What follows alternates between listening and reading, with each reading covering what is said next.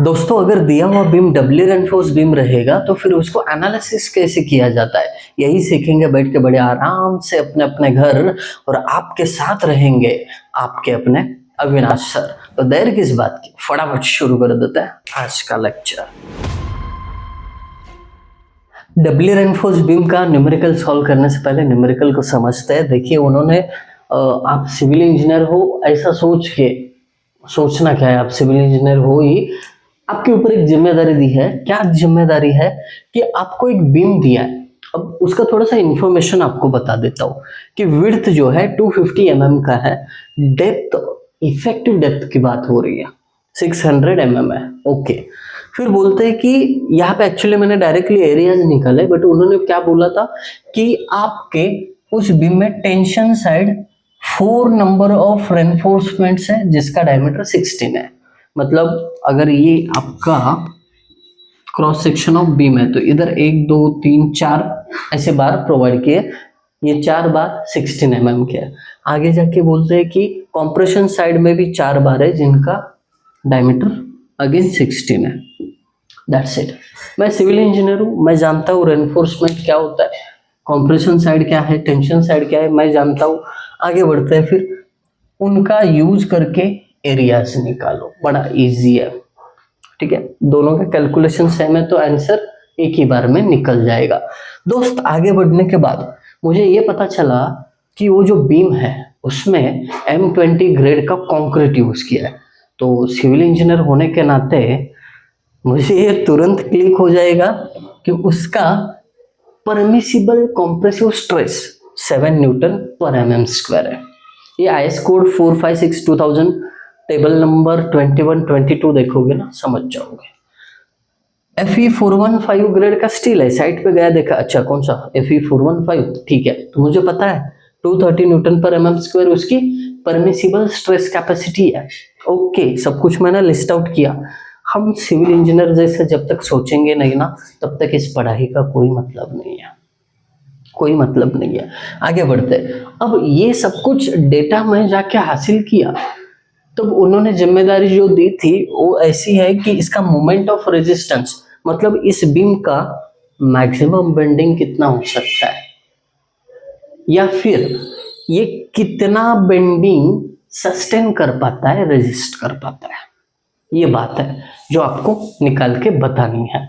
बता देंगे, बड़ा इजी तरीका है। करना क्या है, स्टेप 1 में उस बीम की critical depth of neutral axis पता करनी है। अब ये कोई बड़ी बात नहीं है, फॉर्मूला बड़ा इजी है। XC is equal to M sigma CBC upon M sigma CBC plus sigma ST into effective depth. आई बात समझ में। अब इसमें M का मतलब मॉडुलर रेशियो, फॉर्मूला क्या रहता है 280/3 इंटू सिग्मा CBC। अब सिग्मा CBC का वैल्यू 7 है, पुट किया 13.33, मॉडुलर रेशियो आ गया मेरे दोस्त, आ गया। अब उसको पुट करेंगे इस फॉर्मूले में फटाफट।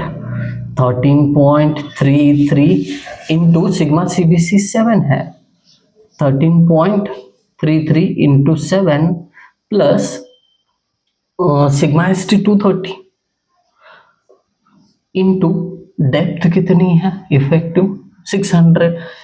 भाई साहब खाली कैलसी उठाओ और उसमें ये सारा कैलकुलेशन पुट करो, आंसर बखूबी आपको मिल जाएगा। 13.33 into 7 divided by 13.33 into 7 plus 230 into 600, ये आंसर आ जाता है 173.17। गॉट इट भाई साहब, XC मिल गया। अभी स्टेप नंबर 2, जैसे actual depth of neutral axis find out करोगे तो दोनों को कंपेयर करना आसान होगा। अभी XC यानी क्रिटिकल डेप्थ फाइंड आउट कर लिया, अभी स्टेप 2 पे चलते हैं जिसमें एक्चुअल डेप्थ यानी XA फाइंड आउट करना है। फॉर्मूले में बहुत बार लफड़ा हो जाता है, बड़े ठंडे दिमाग से। सिंगली रेनफोर्स बीम में क्या एलिमेंट था पहला, B इंटू XA का square divided by 2 plus 1.5 modular ratio -1 into area of steel in compression into bracket में, अब क्या करोगे, x a minus d c, got it, x a minus d c, ये एडिशनल पार्ट है, is equal to, ये तो पहले जैसा m into area of steel in tension d minus x a, effective depth minus x a. Formula कई दफा ना confusion हो जाता है, इसके लिए मैंने बड़े आराम से लिख दिया इसको, तो आप लोग क्या करो, खाली इसमें वैल्यूज पुट करो, मैं भी कर लेता हूँ साथ में फटाफट। बी का वैल्यू 250 है, एक्स ए पता नहीं है, एज इट इज रखो, divided by 2 plus 1.5 modular ratio 13.33 minus 1 area of steel in compression ASC 804.25, X A कितना है नहीं पता है ना, तो एज इट इज रखो उसको, एक्स ए माइनस डी सी। अब डी सी का वैल्यू नहीं पता है, डी सी क्या होता है, डी सी होता है आपके कॉम्प्रेशन स्टील का इफेक्टिव कवर, ये डी सी होता है। अगर नहीं दिया है तो आपको अज्यूम करना है 30, दैट्स इट, ठीक है। आगे बढ़ते हैं, मॉड्यूलर रेशो पता है 13.33 into AST 804.25 into D 600, X A पता नहीं है, as it is, that's it. ज़्यादा तकलीफ वाला काम है ही नहीं, कैलकुलेशन कर लेते हैं। मुझे पता है ये बताते हुए थोड़ा स्लो जा रहा हूँ, बट इससे जो हमारा लास्ट बेंचर है ना वो भी समझ जाए, यही अपना मोटिव है। देखिए हमें सबको साथ में लेके चलना है, कोई भी पढ़ाई में पीछे नहीं रहना है। एक्स ए की जगह एक्स पुट किया, उसका square divided by 2 plus 1.5 into 13.33 minus 1 bracket close into ASC 804.25 into X A पता नहीं है तो उसकी जगह एक्स पुट करो, minus 30 bracket close, alpha is equal to right side में 13.33 इंटू 804.25 600 माइनस एक्स ए की जगह x, bracket close, shift solve is equal to, अब आंसर आएगा, बहुत पेशेंस लगता है मेरे दोस्त, 152.80, एक्स ए कितना है 152.80 mm, ओके। अब स्टेप नंबर 3 देखिए, ये सब कैलकुलेशन करने में ना बहुत संयम रखना पड़ेगा आपको, घाई करके मतलब नहीं है, गलत हो जाओगे। आगे बढ़ते हैं, वीडियो स्टॉप मत करना, एंड तक देखना, कुछ जरूरी बातें करनी है आप लोगों से। Compare X A and X C, मतलब कॉन्सेप्ट समझाना है, बाकी बाद में आप अपना नोट्स बनाते बैठ सकते हो। देखिए एक्स ए 152.80 है और एक्स सी 173.17 है, तो अगर बात करें इनके कंपैरिजन की, एक्स ए लेस देन एक्स सी, अगर ऐसा आएगा तो डिजाइन स्टेप या एनालिसिस के स्टेप्स है, उसमें बताया था मैंने कि ये अंडर रेनफोर्स्ड सेक्शन रहेगा, अंडर रेनफोर्स्ड सेक्शन रहेगा। अब इस केस में नीचे ना 2 नंबर और 3 नंबर पे मैंने क्या बताए थे, परमिसिबल स्ट्रेसेस के कुछ केसेस, अगर ऐसा है तो sigma CBC actual will be less than sigma CBC permissible, okay. अब इसका अर्थ मैं समझाता हूं, इसका मीनिंग क्या है। देखिए सिग्मा CBC परमिसिबल 7 न्यूटन पर mm स्क्वायर है, बट अंडर रेनफोर्स सेक्शन रहेगा ना तो पहले स्टील फेल होता है, तो ये मैक्सिमम लिमिट ऑफ 7 न्यूटन पर एम एम स्क्वायर अचीव नहीं हो पाएगी। मतलब एक्चुअली 7 न्यूटन पर एम एम स्क्वायर का स्ट्रेस कंक्रीट में जनरेट होने से पहले ही स्ट्रक्चर फेल हुआ होगा। ओके, तो आपको ये जो सिग्मा सीबीसी एक्चुअल है वो यमार की फॉर्मूले में निकालना होगा पहले, ठीक है। अब ये तो सिचुएशन समझे। अब अंडर एनफोर्स रहेगा तो और एक सिचुएशन है वहां पर, sigma s t is equal to sigma s t, मतलब एक्चुअल और परमिसिबल दोनों इक्वल रहता है। मतलब सिग्मा एस टी का वैल्यू 230 अचीव होगा क्योंकि स्टील फेल हो रहा है ना। ओके, अब इसको यहीं पे छोड़िए, स्टेप 4 पे चलिए, मैं बताता हूँ स्टेप 4 में है क्या। यहाँ पे आपको लिखना है फॉर्मूला स्टेप 4, जहाँ पे मोमेंट ऑफ रेजिस्टेंस निकाला जाए, कोई भी भागेगा नहीं। अरे दोस्त बहुत मेहनत कर रहा हूँ मैं, ये जो कंटेंट आपको डाल रहा हूँ बस आप देख रहे हो, स्क्रीन के उस पार आप हो इस पार मैं हूँ, बट इस बहुत बड़ा झमेला चल रहा है, क्या बोलूँ मैं आपको। जो शिक्षा के क्षेत्र में दलाली करे वो आज भी सेफ है। देखिए, जो शिक्षा के क्षेत्र में दलाली करे वो आज भी सेफ है, बट हम फ्री का कंटेंट भी दे देना तो भी पाप है। क्या सब कुछ ये बातें आप धीरे धीरे जानोगे। सीधे लोग जो होता है, जो सत्य होता है वो परेशान होता है बट पराजित नहीं होता है कभी भी। तो मेहनत करते रहने का। आइए, मोमेंट ऑफ रेजिस्टेंस फॉर्मूला क्या है। मोमेंट ऑफ रेजिस्टेंस का फॉर्मूला है कि भाई साहब moment of resistance due to concrete, यहाँ पे कंक्रीट का पोर्शन रहेगा ये। अगर न्यूट्रल एक्सिस की बात करूं तो concrete portion 1/2 sigma CBC into बक्सा X A into D minus x A divided by 3 plus, ये तो सिंगल रेनफोर्स बीम में भी था।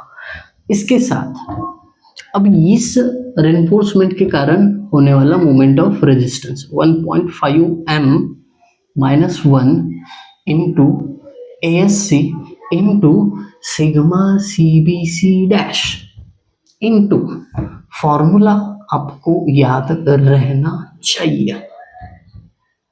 1 बार 2 बार 3 बार 4 बार 5 बार लिखोगे ना, छप जाएगा दिमाग में।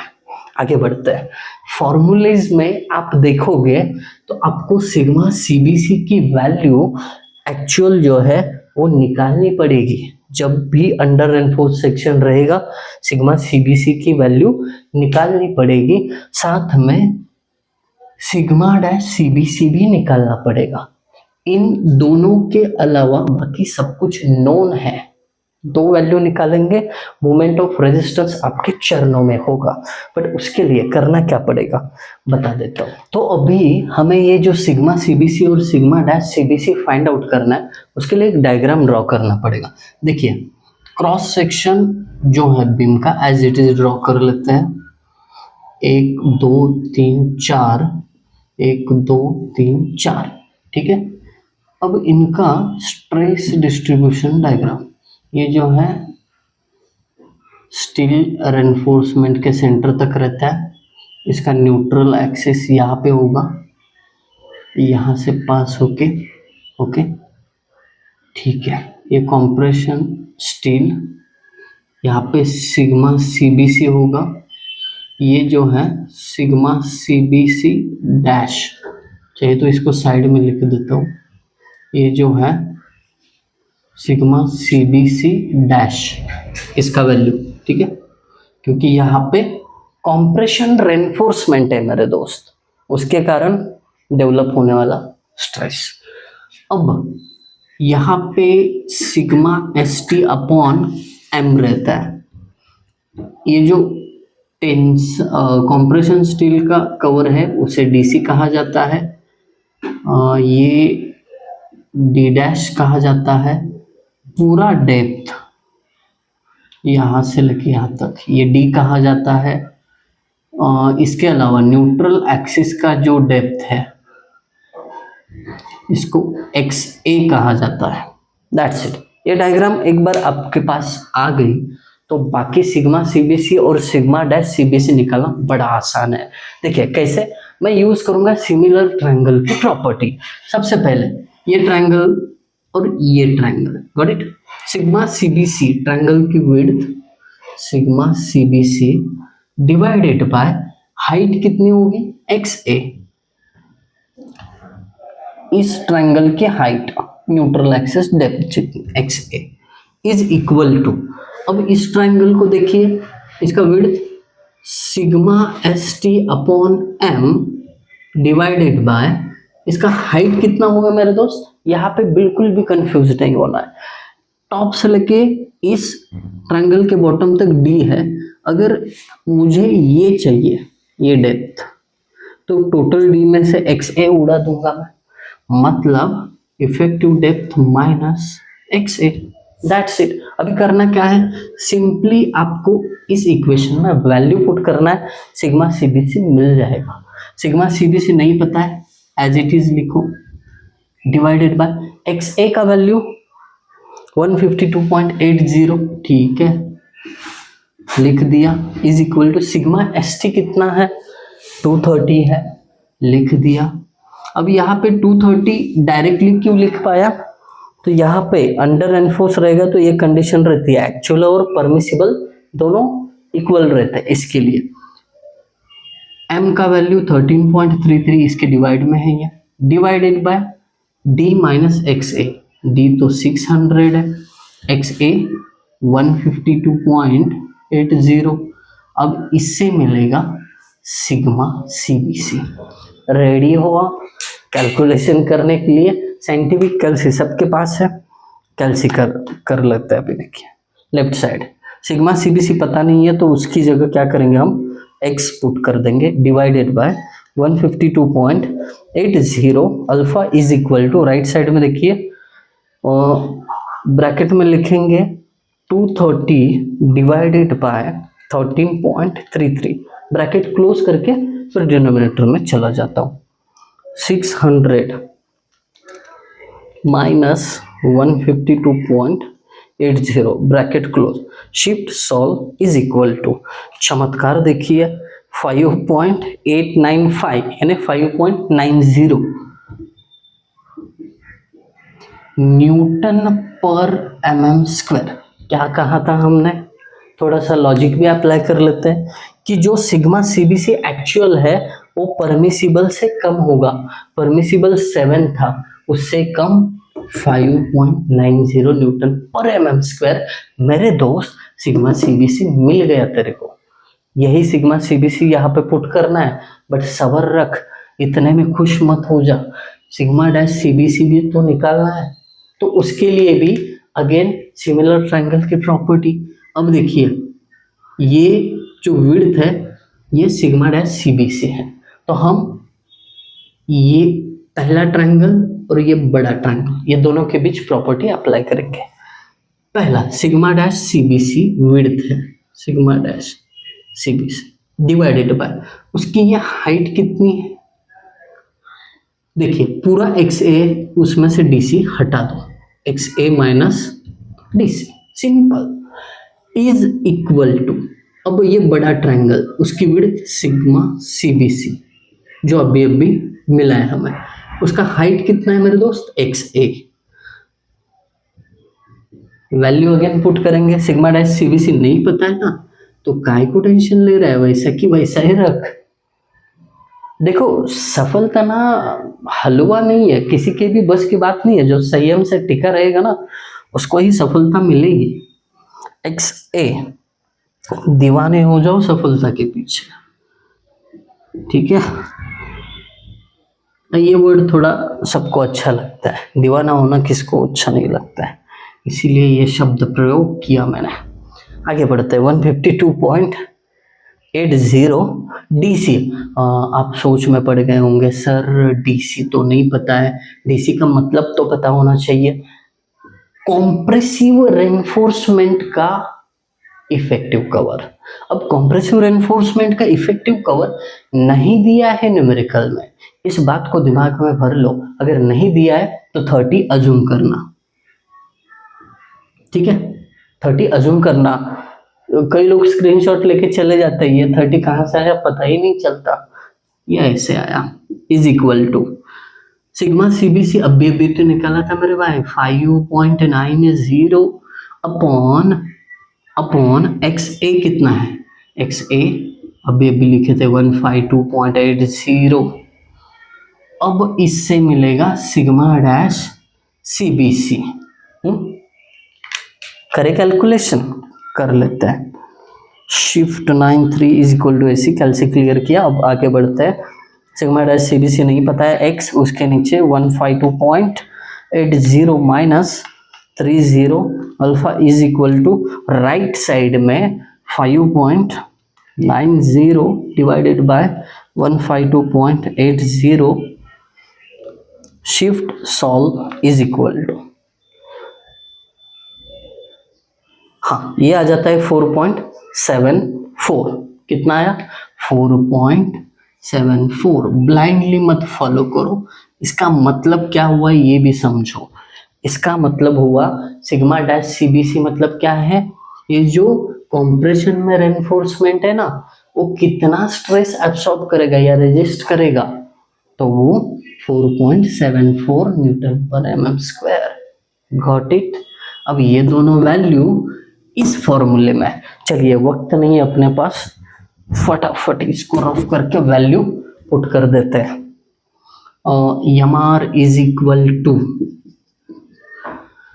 1/2 into sigma CBC. Sigma CBC कितना है 5.90 इंटू बी का वैल्यू 250 इंटू आगे एक्स ए 152.80 इंटू डी का वैल्यू 600 माइनस एक्स ए का value 152.80 divided by 3 plus 1.5 into m का वैल्यू 13.33 माइनस 1 इंटू ASC 804.25 है actually, into sigma dash CBC 4.74 into d का value 600 minus DC 30। मेरे भाई एक उपकार कीजिए, ये कैलकुलेशन आप बता दीजिए मुझे, बहुत समय जाएगा। मोमेंट ऑफ रेजिस्टेंस अब आपकी जिम्मेदारी। वीडियो जैसे ही देखा आपने लिखा, कमेंट करना मैंडेटरी है। आपको वीडियो कैसा लगा ये जरूर बता देना और मोटिवेट करते रहिए। Thank you guys for watching video, thank you so much.